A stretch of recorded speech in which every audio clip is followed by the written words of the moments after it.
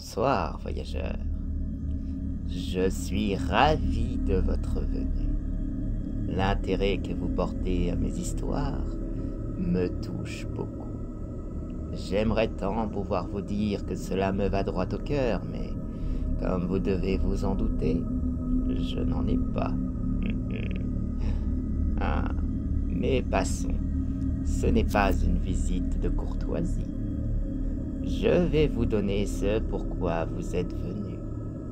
Avez-vous déjà pris la mer, voyageur? Ne vous êtes-vous jamais demandé ce qui pouvait bien se tapir dans les profondeurs de ce monde inconnu?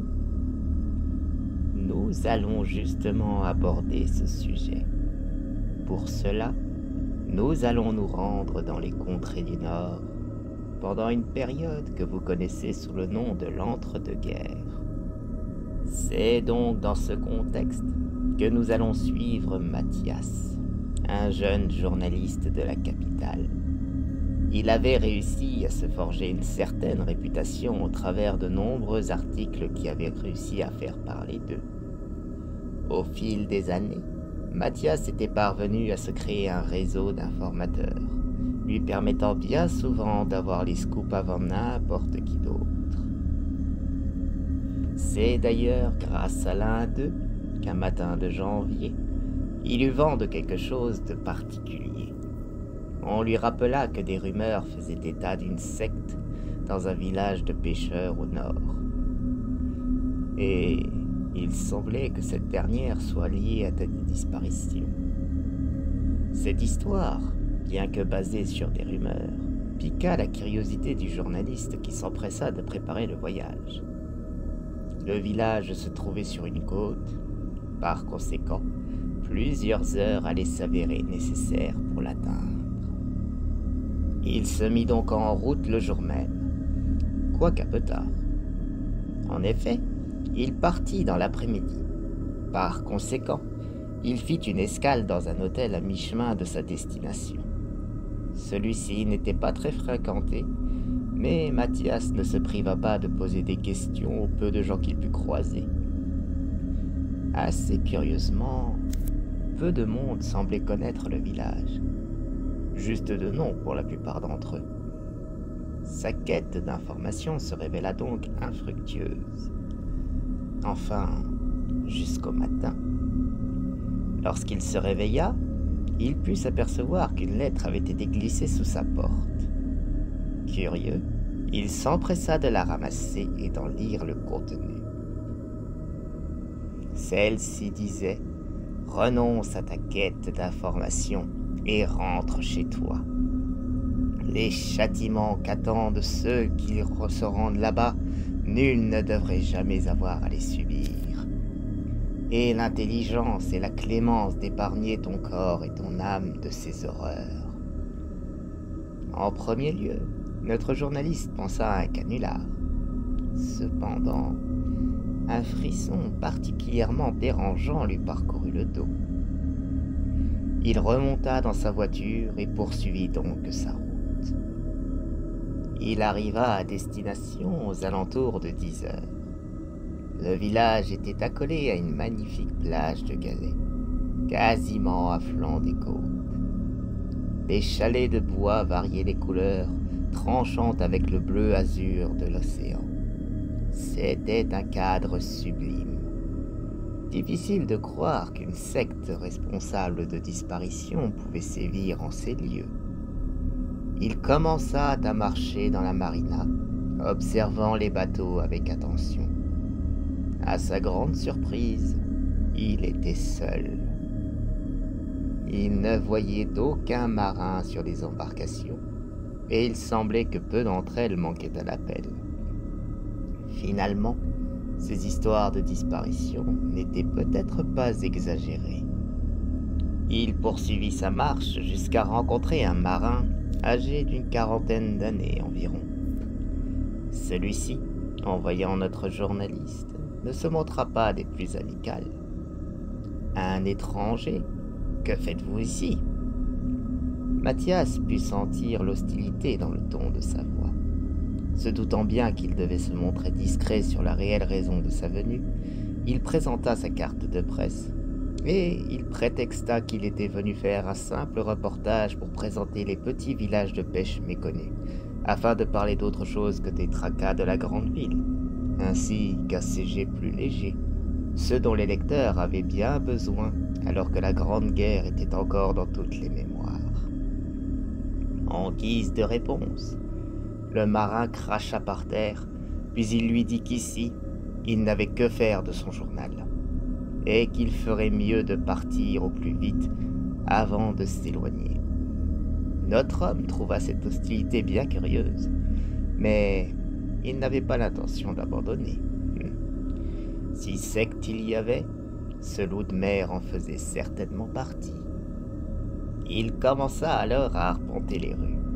Celle-ci empestait le poisson, ce qui en soi est plutôt normal pour un village de pêcheurs, mais il y avait également une odeur âcre qu'il ne parvenait pas à identifier. Elle était légère, mais suffisamment présente pour être très désagréable. Tandis qu'il marchait, il observait l'environnement avec attention.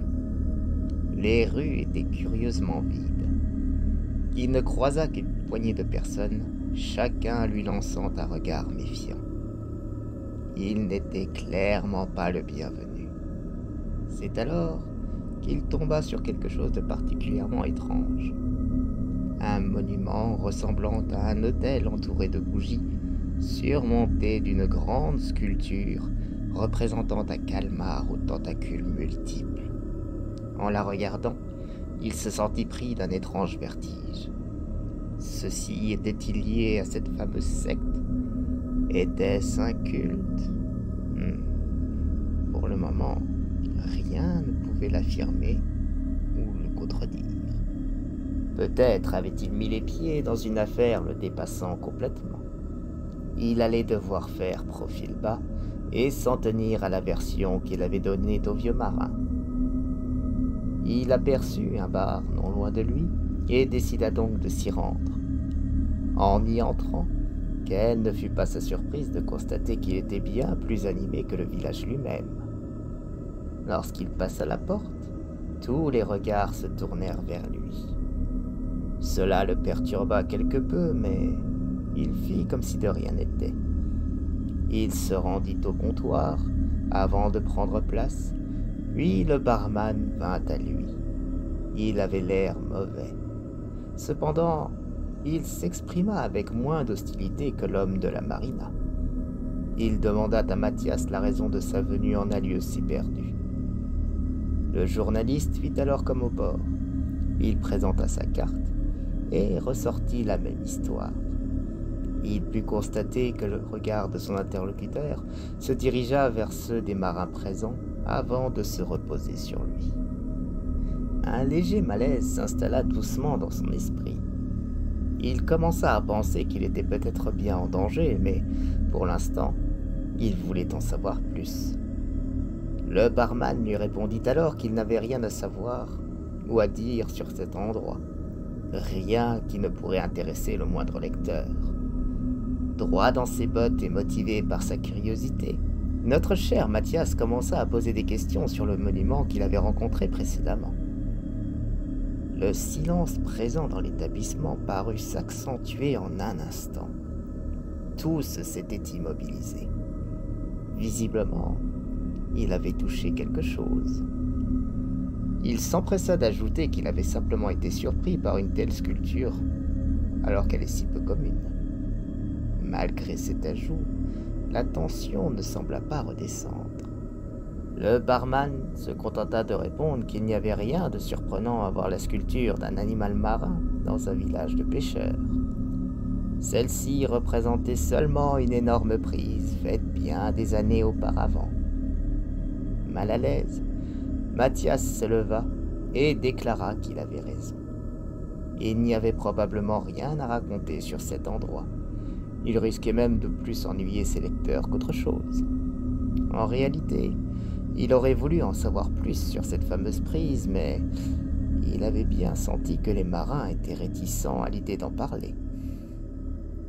Il ajouta alors qu'il allait profiter un peu de la côte avant de retourner à la capitale, et c'est alors que tous les marins se levèrent comme un seul homme, l'air menaçant. Le barman intervint d'une voix calme, mais qui ne masquait pas son irritabilité. Il expliqua que la côte menait à une crique, réservée seulement aux marins. Cela interpella notre journaliste, mais il se contenta d'acquiescer, puis il quitta l'établissement sous l'œil méfiant de ses occupants. Il retourna près de la sculpture et fit mine de l'observer une nouvelle fois. En réalité, il voulait s'assurer de ne pas être suivi. Une telle réaction face au simple fait d'évoquer une promenade le long de la côte avait piqué sa curiosité, mais également suscité sa méfiance. Il avait vu juste. 2 personnes avaient quitté le bar et le fixaient avec insistance. Il tourna les talons et s'engouffra dans une rue adjacente avant d'accélérer le pas afin de disparaître dans l'angle d'un bâtiment, puis de se cacher derrière une caisse. Les 2 hommes arrivèrent rapidement, puis ils échangèrent un regard. « Je t'avais dit qu'on n'était pas assez discret, gronda l'un d'eux. Va vers la crique, il ne faut pas qu'il y aille. Je vais voir de l'autre côté pour être sûr qu'il ne nous a pas contournés. » Les poursuivants se séparèrent alors. Mathias attendit un instant, puis il quitta sa cachette. Il emboîta le pas à celui qui se dirigeait vers la côte, gardant une bonne distance, tout en s'assurant de ne pas le perdre de vue. À un moment, le marin s'arrêta et commença à se retourner. Notre journaliste se cacha alors une nouvelle fois et attendit que l'homme passe près de lui. Lorsque cela arriva, il se munit d'une rame présente près de lui et porta un coup violent à l'arrière de la tête de son poursuivant. Celui-ci s'effondra sur le coup, inconscient. Mathias le traîna derrière la caisse où il s'était caché, puis il reprit la route vers la crique, à pas de loup. Inutile de dire qu'à cet instant, sa vigilance était à son maximum. Il tourna à l'angle d'une rue, et c'est à ce moment-là qu'il se retrouva nez à nez avec un autre marin. Cependant, celui-ci ressemblait plus à un monstre qu'à un homme. En effet, ce dernier avait de petits tentacules blancs poussant sur le bas de son visage, juste devant sa bouche et dans sa barbe. En le voyant, le journaliste eut un mouvement de recul. Ce à quoi il faisait face était ignoble. Il était tellement horrifié qu'il ne se demanda pas comment une telle chose était possible. Il se contenta de quitter la rue en courant avant de s'engouffrer dans celle d'à côté. Il put entendre la créature hurler derrière lui, mais il ne prit pas la peine de se retourner. Il se retrouva à nouveau sur la marina, près du bord de la côte. Mais il fit alors face à un autre marin, celui-ci paraissant dans un état de transformation légèrement plus avancé que son collègue. En effet, il avait beaucoup plus de tentacules sur le visage, et ces derniers étaient plus longs que ceux de son collègue. Celui-ci commença à s'approcher d'un air menaçant, et Mathias fit à nouveau demi-tour, longeant les pontons aussi vite que ses jambes lui permettaient. En voyant un autre marin, dans un état normal cette fois-ci, non loin devant lui, il retourna dans les rues, et au milieu de celle-ci, il se retrouva face à un homme vêtu d'un couvre-chef de capitaine, ayant la toison d'appendice marin la plus fournie qu'il ait vue jusqu'alors. Ce dernier lui barrait la route. Il commençait à être cerné. Ni une ni deux, il entra dans l'un des baraquements et s'empressa de bloquer la porte. Il devait réfléchir rapidement. Il était à la fin du village, tout proche de la crique, mais devait-il essayer de s'y rendre ou devait-il retourner à son véhicule? Il songea que les marins l'avaient probablement déjà saboté. Il en avait trop vu. Si proche de son but, il lui paraissait trop risqué de retraverser le village dans l'autre sens. Il avait autant poursuivre sa quête, mais pour cela, il devait semer ses poursuivants. Il n'avait qu'à traverser cette cabane et sortir par une fenêtre de l'autre côté. C'était sa seule option. Il changea donc de pièce, et là, il se trouva face à une créature encore plus ignoble que les autres. Un homme dont la transformation était bien plus avancée. Sa tête n'avait presque plus rien d'humain. Elle était bien plus proche d'un calamar que celle d'un homme. Les derniers vestiges d'humanité étant ses yeux et ses oreilles. Celui-ci se leva lentement en grondant, et Mathias voulut fuir à nouveau. Mais là, quand il se retourna, quelque chose d'encore plus immonde se tenait devant lui. La plus ignoble de toutes les aberrations lui barrait le chemin. Cette fois-ci, il semblait que ce soit un homme ayant totalement achevé la transformation. Ce dernier ne portait pas de vêtements. Sa peau était aussi blanche que la neige, et sa texture semblait être la même que celle des céphalopodes dans lesquels il se transformait, car en effet, sa tête était intégralement transformée en calmar. Ses mains et ses pieds étaient désormais palmés. En voyant cette horreur, le journaliste fut saisi d'effroi, si bien qu'il fut même incapable de crier. Il était paralysé par la peur. Tout à coup, l'hybride qu'il avait laissé derrière lui le saisit en le plaquant au sol. L'autre créature débloqua la porte, laissant ainsi entrer les marins à tentacules. Celui qui semblait être le capitaine s'approcha de lui et commença à lui caresser le visage avec ses appendices. Il le releva et déclara alors : « Toi qui veux tant en savoir, nous allons satisfaire ta curiosité. Tu nourriras la bête, notre Dieu. » Ils relevèrent Mathias et quittèrent le baraquement. Ce fut à cet instant que ce dernier se rendit compte que la nuit était en train de tomber.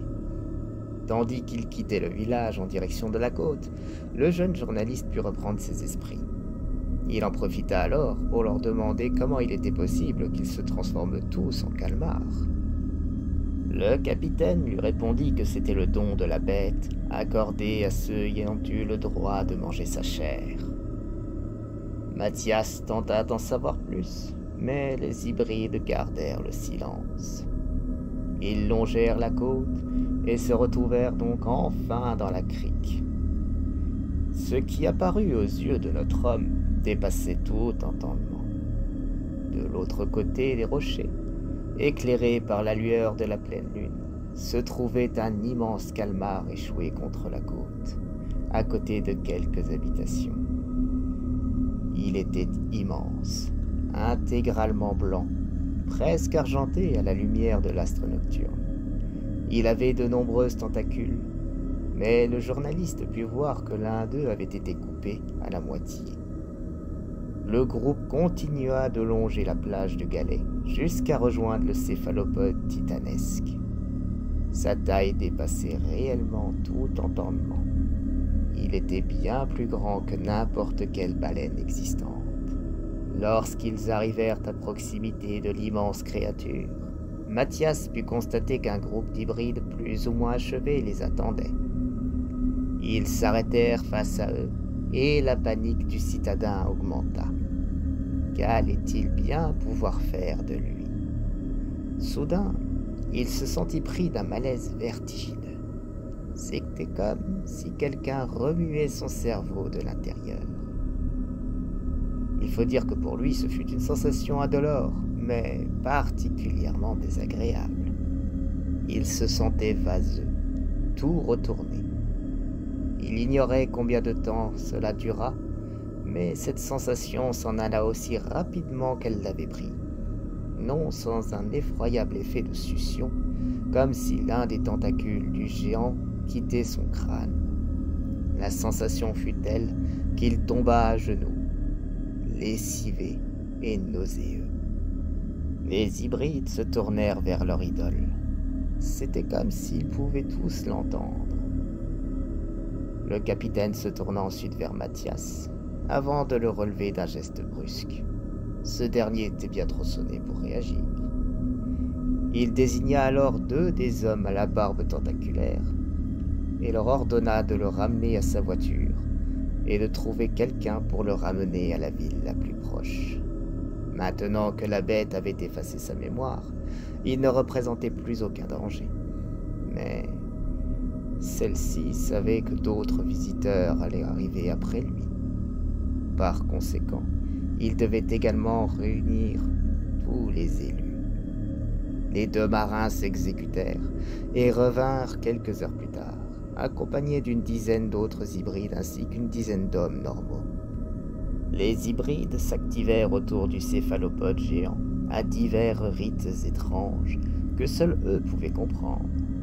Puis, ceux étant dans un état de transformation le plus avancé se déshabillèrent entièrement et firent face aux autres. Le capitaine les salua et il déclara que tous les rejoindraient un jour, une fois que leur évolution serait suffisamment avancée.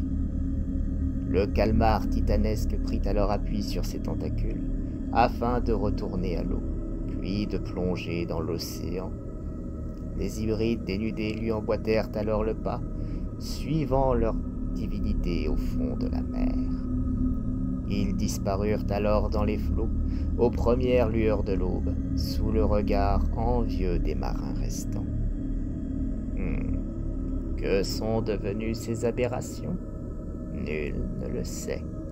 Enfin, en dehors de la secte, bien sûr. Eux seuls savaient pourquoi ce calmar était présent à cet endroit. Comment s'était-il échoué? Pourquoi il avait créé ces monstres? Et où il se rendait une fois immergé? Le culte continua de perdurer, la bête revenant parfois afin de leur offrir sa chair, choisissant de nouveaux élus qui, une fois transformés, partaient le rejoindre à leur tour. Ce culte est-il toujours d'actualité? Si tel est le cas, il a su se faire bien plus discret. En ce qui concerne notre cher journaliste, il se réveilla le lendemain dans sa voiture. Les seuls souvenirs qu'il conservait étaient que le village n'était qu'un endroit ennuyeux et sans intérêt, rempli de marins grossiers et arriérés. Cependant, il avait dès lors développé une aversion maladive à l'égard de tous les céphalopodes. Dès que quelqu'un, dans un dîner, tentait de lui proposer du calmar, du poulpe ou juste des tentacules, il se mettait à vomir. Il lui arrivait également parfois de faire des cauchemars où il fuyait dans les rues de ce village, où il tentait d'échapper à des monstres qu'il ne pouvait voir. Telle fut l'histoire de ce que les rumeurs ont nommé le culte des profondeurs. Alors, qu'en avez-vous pensé? J'espère que ce conte vous a plu, car nous retournerons un jour vers les mers, mais également vers d'autres cultes. Ne vous en faites pas, pas de suite. Pour notre prochaine histoire, nous reviendrons dans une contrée voisine, pour une histoire que j'estime plus perturbante. À bientôt, voyageurs. Nous sommes loin d'en avoir fini, car l'épouvantail aura toujours une histoire pour vous.